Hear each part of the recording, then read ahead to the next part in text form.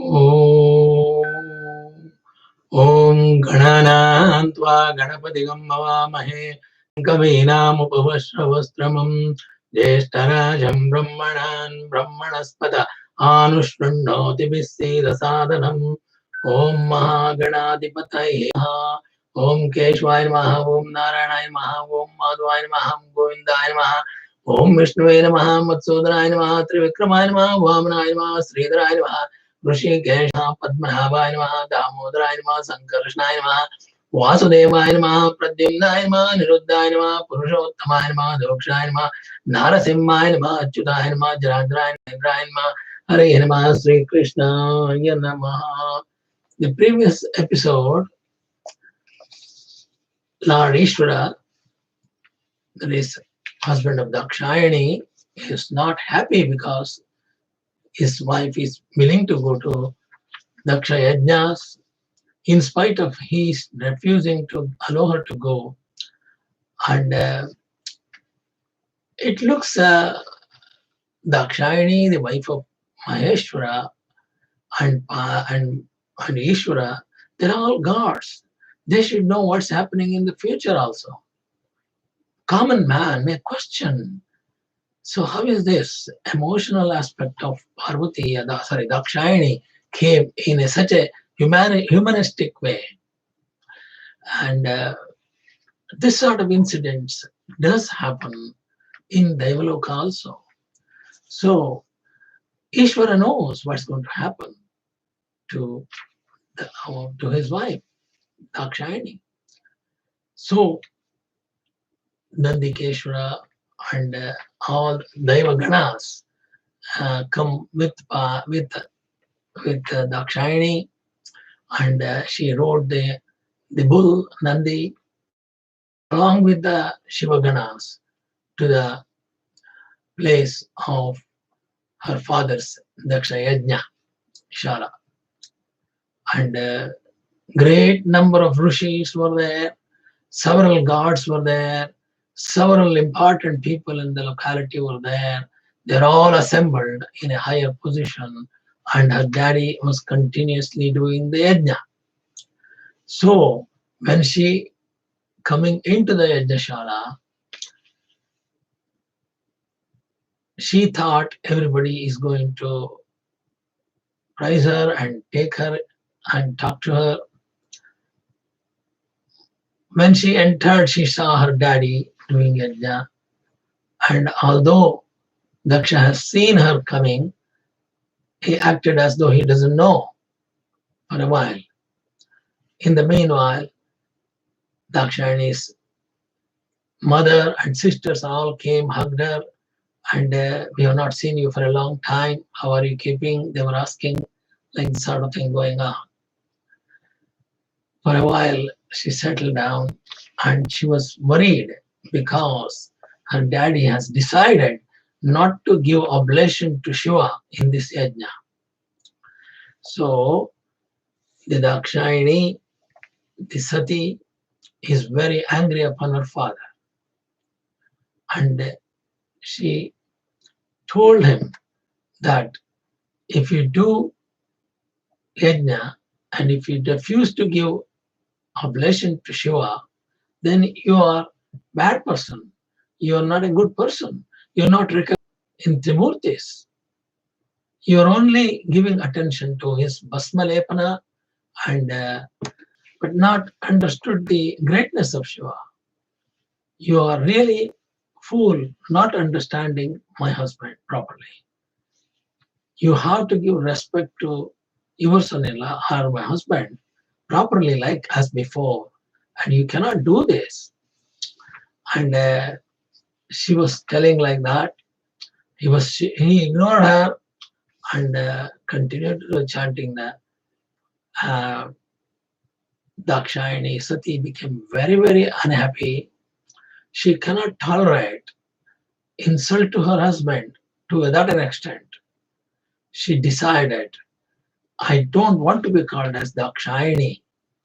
I don't want to be your daughter anymore. I don't want to live a life of Dakshayani as a Daksha's daughter. So she decided to leave her body in a yogic fire. She invoked Agni god. She consumed herself in the Agni in front of all the people in the Yajnashala, causing everybody to surprise. Sati immolated herself. Roused to fury, Rudra's supporters who served her attendants rose to attack and kill Daksha. Seeing this, Bhrigu Maharshi, the chief priest, invoked by mantra the presence of a host of devas and ribus who arrived and drove away the Rudra's ganas, Shiva ganas, was pushed away. Hearing of these calamities, developments from Narada,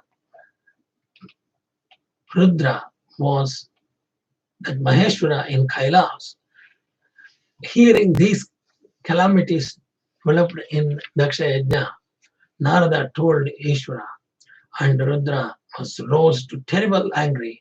From a lock of his hair, he took a piece of hair, he raised the most terrifying form of, and put it on the floor, and most terrifying form of Virabhadra commissioned him to go and destroy Daksha. Virabhadra is about nearly 12 foot height, double-sized arms and multi-arms and multi-strength person. The Virabhadra is very, very, very ferocious. Virabhadra accomplished with savagery. He cut off Daksha's head and offered the sacrificial hair, sacrificial fire. See what actually happened there. Daksha had bone that no weapons can kill him. So Virabhadra started using his sword to separate his head. Then he realized he couldn't do it. So with his own fist in both hands, he put his nail on the knee to her chest of the Daksha and twist the head, and he separated the head and neck, separate head, and then throw the head to the sacrificial fire. So this sort of thing happened, downcast by their ignominious defeat of the hands of Virabhadra. Devas went to Brahma to seek his help and guidance. Brahma explained that they were paying for their folly by denying Rudra his rights at the sacrifice. So Brahma told Devas that they are paying penalty because Rudra's sacrificial oblation was not given to Rudra, and that is not right. He said Rudra was by nature forgiving, and so the only course of open to them is to go to him and seek his forgiveness. So he told everybody, Devas who came to Brahmaloka, to go to Shivaloka and request Shiva to excuse them. They made a mistake, and apology has to be done to Shiva for the mistake what Devas has done and what Daksha has done. And Brahma suggested that, and all the Devas went to forgiveness of Shiva. Brahma also went along with the Devas to Shivaloka. He said Rudra was by nature forgiving. After listening to them patiently, Rudra explained that what happened was for punishing them for their insolence, and though they conducted the sacrifice in consonance with the Vedas, they did so for their own glorification, and thus they had missed the very spirit of selfless service of the Lord, and these observances were intended to immaculate. Rudra then forgave them and followed it up by restoring Daksha to the life after a head of a goat was attached to his headless corpse. When Daksha was restored his life with the goat's head, he first saw Rudra in his beneficent aspect. Full of contrition, he shed tears and recited hymn in praise of Rudra. Thus propitiated by Rudra and commanded by Brahma, Daksha resumed the great sacrifice and invoked the presence of the Lord Mahavishnu. The Lord arrived, and in his presence, the great sacrifice of Daksha was finally completed, offering oblation to both Vishnu and Shiva. The redemption of Daksha does not end Daksha's story. Puranic stories continue through endless time, with the reappearance of the great characters of the Puranic stories, that both divine and human reappear again and again through vast cycles of avatars and rebirths, almost as if to substantiate the idea that cause and effect make the endless chain which constitute the doctrine of karma. Daksha reappears again in later Manvantara, born to Prachetas, whose story comes later in the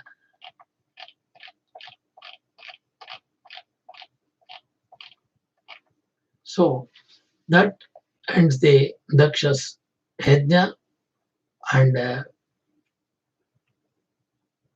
Ishvara came and collected the parts of the body of Sati, his wife, and he carried along with the universe all over. And Vishnu thought he wanted to console Shiva for losing his wife.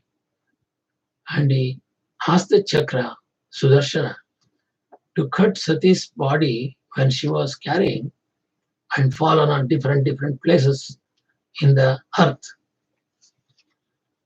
And whenever the part of Sati was fallen, that became a auspicious kshetra now. This is what Purana says. And that is the story of Daksha yajna. In the Kapila Avatara, I already explained the Kapila story. Kapila is the giving explanation of Ashtanga Yoga to his mother, and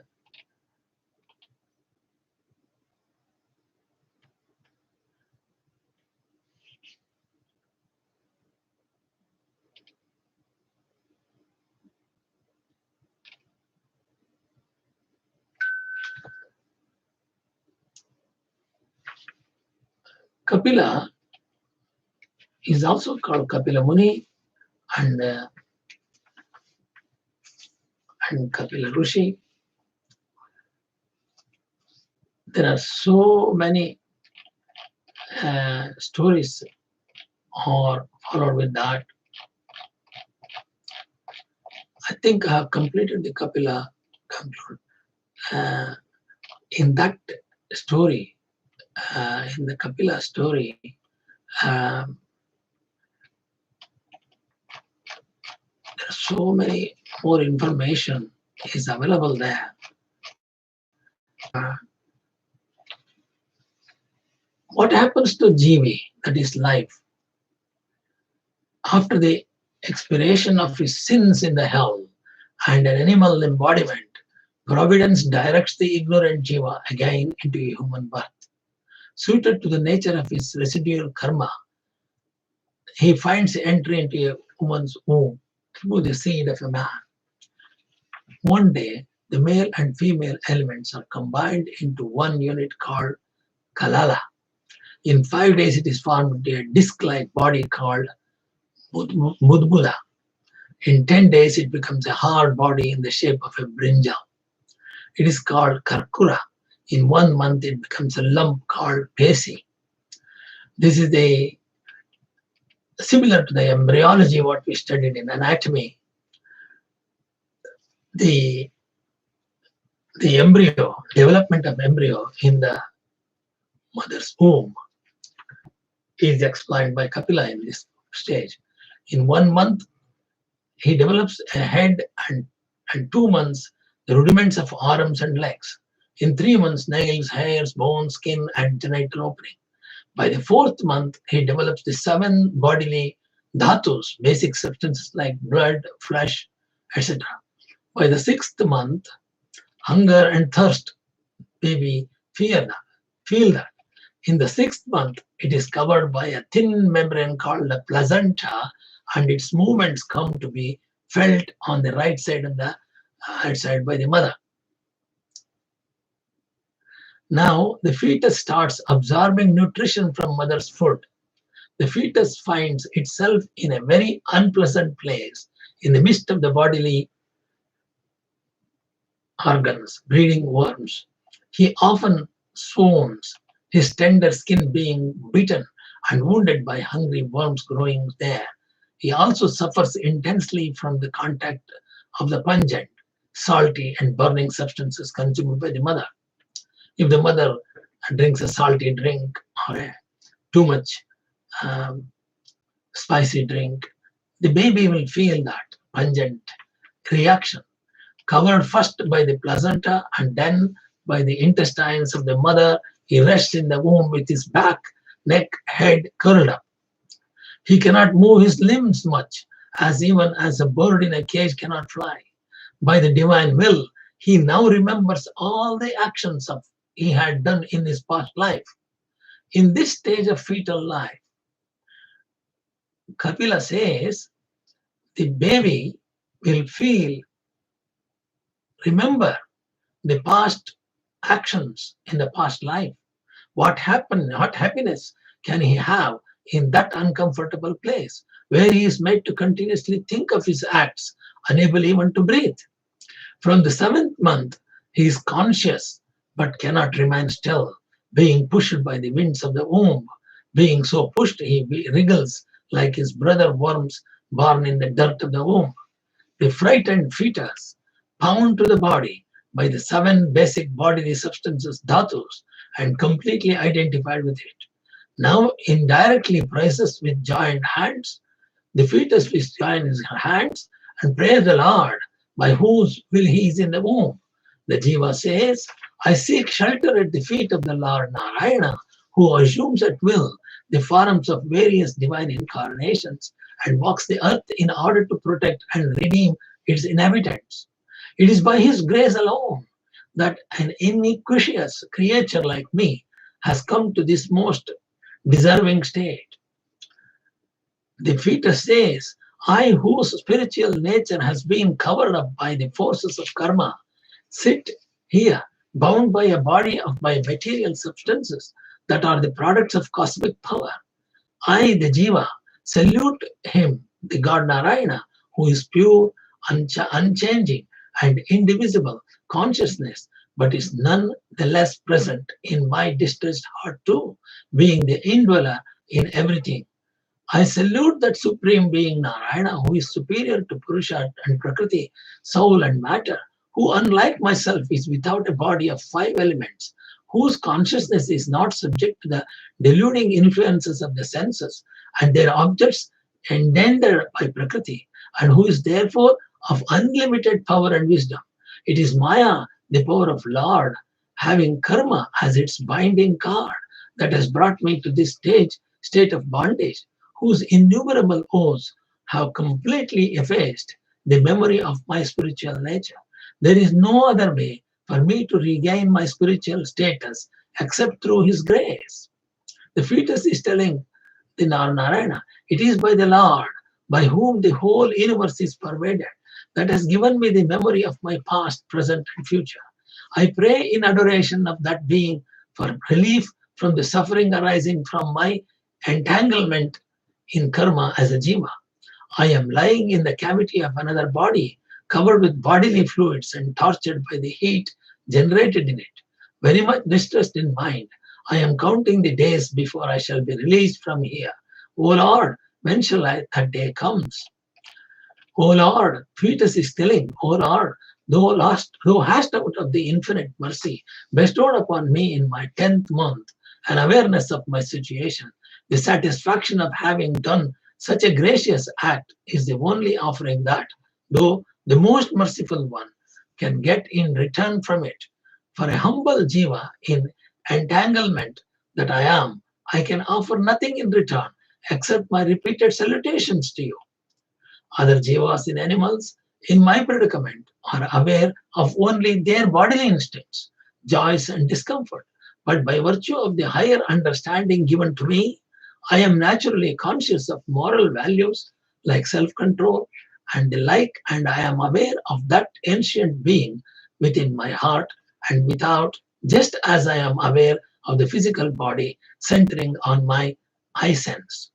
O Lord, though my stay in the womb is very uncomfortable, I do not wish to come out of it into the pit of entrapment of the world outside.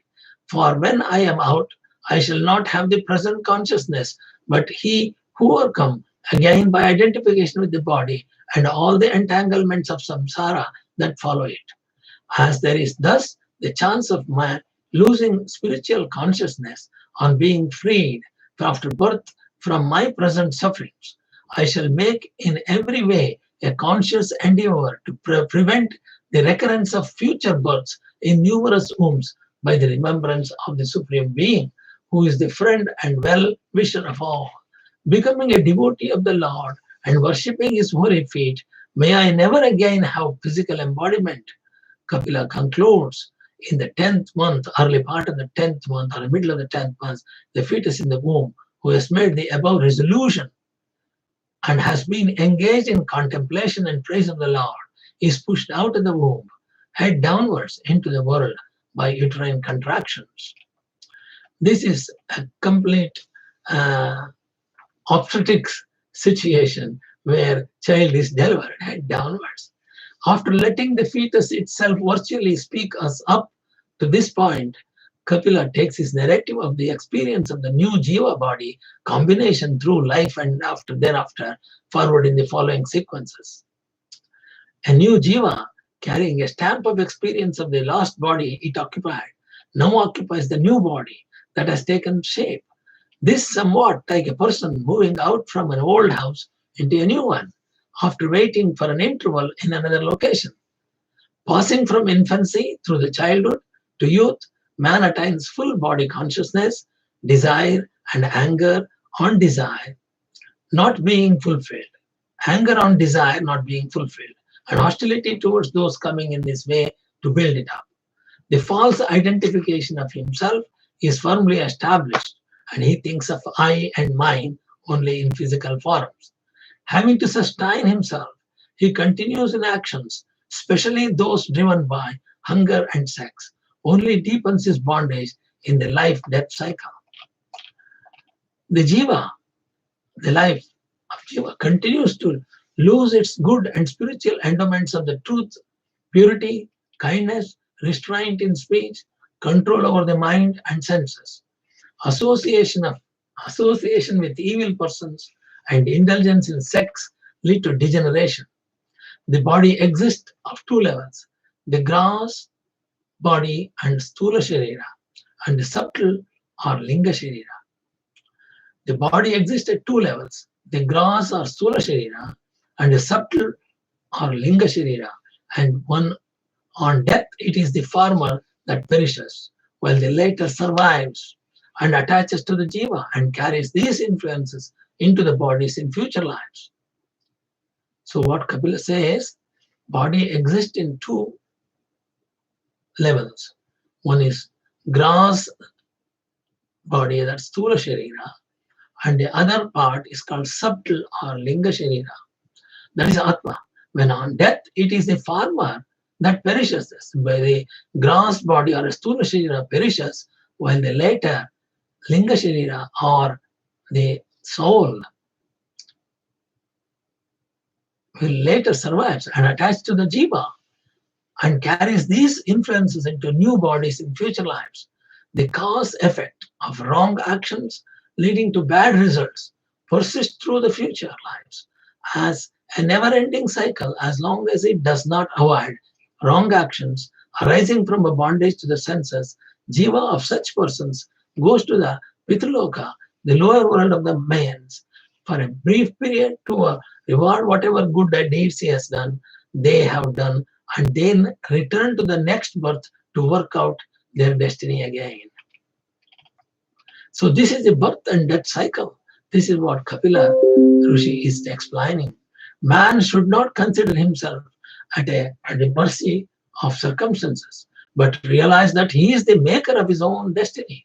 Through making the right choices in his life, taking right actions in his work, he will be able to do better with the mercy of God. The right actions are those undertaken not for one's own gratification, but done with detachment, without attachment to the fruits of action, which should be dedicated to the service of the Lord. This is what called actions without desiring the benefit of actions. That's detachment. The devotees of Lord Krishna has to learn this, forgetting the one's own gratification and one's own benefit. They have to get detached with this idea. There should be no attachment to the fruits of the action. We should be dedicated to the service of Lord. This is the one God likes. The jiva of such person go after death to the Satyaloka, the world of Brahma. Those with traces of ego return to fresh birth, but those who become pure are finally into the Lord himself at the time of the Brahma Pralaya, the final dissolution, when all existence reabsorbed into the Supreme Divine. There is, after all, only one Supreme Divine, and there are several paths that lead to him. One subject with different attributes is seen differently by the different senses. A flower is sensed for its fragrance by the smell, for its softness by touch, or its beauty by the eye. Even so, one Bhagavan is seen and interpreted differently by the different philosophies and different devotees and scriptures in the light of their respective tradition. The story of Kapila has a beautiful ending.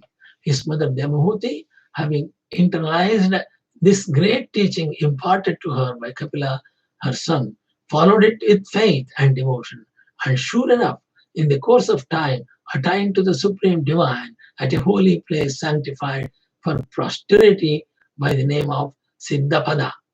So, Devahuti, the mother of Kapila, ends her body, and that place in the junction of two rivers, Ganga and Yamuna.